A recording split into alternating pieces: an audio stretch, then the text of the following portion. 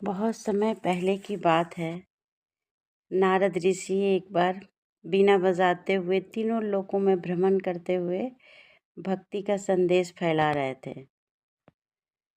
उनकी भक्ति इतनी गहरी थी कि उन्हें अहंकार हो गया कि प्रभु का सबसे बड़ा भक्त मैं ही हूँ, मुझसे बड़ा भक्त कोई नहीं।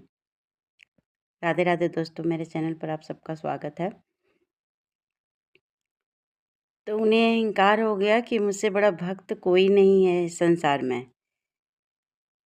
तो विष्णु भगवान को ये भक्त के अंदर क्या चल रहा है उसका भी भान हो जाता है।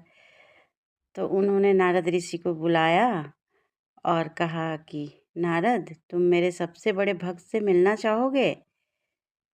तो नारद ऋषि ने कहा कि हाँ हाँ प्रभु, ज़रूर मैं मिलना चाहूँगा आपका सबसे बड़ा भक्त से।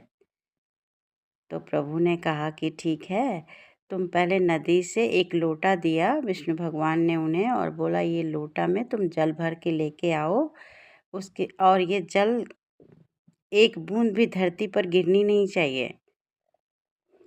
तो नारद ऋषि लेके चले और जाके उन्होंने नदी से जल भर के लाया। और लाने के क्रम में इतना ऊबड़ खाबड़ रास्ता था, इतना, और उनका सारा ध्यान लोटे पे केंद्रित था कि एक बूंद भी, प्रभु ने कहा है गिरना नहीं चाहिए तो मुझे गिराना नहीं है।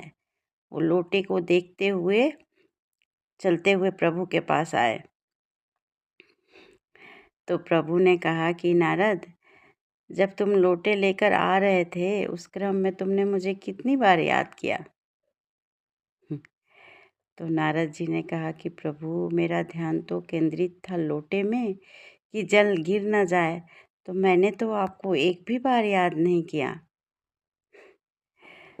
तो विष्णु भगवान मुस्कुराए और कहा कि तुम जिससे मिलने जा रहे हो ना, वो पृथ्वी पर है और एक इंसान है, उसके ढेर सारे कर्तव्य हैं, बहुत सारी जिम्मेदारियां हैं, और उन सब के बीच में वो मुझे याद करता रहता है, मेरा नाम जपता रहता है।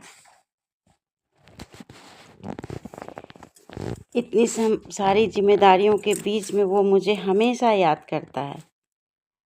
तो नारद ऋषि समझ गए कि प्रभु मेरा घमंड तोड़ने के लिए, मेरा अहंकार तोड़ने के लिए ही ये सब कर रहे हैं। उन्हें समझ आ गया कि प्रभु क्या चाहते थे। तो प्रभु ने कहा कि देखो, भक्ति केवल ध्यान में खो जाने का नाम नहीं है, कर्तव्य